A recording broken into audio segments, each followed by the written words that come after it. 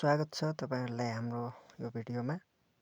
आज चाहिँ हामी मोबाइलबाटै आइपिओ एफपिओ को रिजल्ट कसरी हेर्ने भनेर तपाईहरुलाई देखाउने छौं र च्यानललाई सब्स्क्राइब गर्नुभएको छैन भने च्यानललाई पनि सब्स्क्राइब गरिदिनु होला।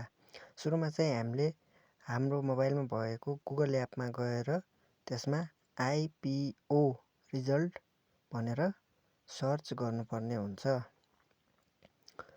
आइपिओ रिजल्ट सर्च गरिसकेपछि हामीलाई त्यता यस्तो खालको विभिन्नवटा इन्टरफेसहरु देखिन सक्नुहुन्छ र सुरुमा भएको IPO result CSC and clearing limited भन्नेमा हामीले गइसकेपछि यता यस्तो खालको इन्टरफेस हामीले देख्न सक्छौं र यसमा सुरुमा चाहिँ हाम्रो कम्पनी सिलेक्ट गर्नुपर्ने हुन्छ। जुन कम्पनीको आइपिओ चेक गर्दै हुनुहुन्छ तपाईले त्यो कम्पनी सिलेक्ट गर्नुपर्ने हुन्छ र त्यसको तल 16 डिजिटको बीओआईडी हान्नुपर्छ र त्यसको तल यहाँ साइडमा दायाँपट्टि देखिएको क्याप्चा भन्ने हान्नुपर्छ र हामीले क्याप्चा हानिसकेपछि माथि बीओआईडी राख्नुपर्छ र यदि आइपिओ परेको छैन भने sorry not allotted for the enter BOID भन्छ र यदि तपाईको आइपिओ परेको छ भनेपछि कम्पनी सिलेक्ट गरेर बीओआईडी हानेर क्याप्चा हानिसकेपछि तपाईको भ्यू रिजल्ट गर्दाखेरि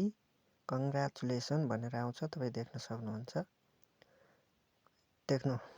हेर्नुहोस् कंग्रेचुलेसन एलोटेड क्वान्टिटी 10 भनेर आएको छ। यो चाहिँ हाम्रो 10 वटा किता परेको छ भन्ने हुन्छ र तपाईले जुनसुकै कम्पनीको आइपिओहरु पनि यसरी नै हेर्न सक्नुहुन्छ।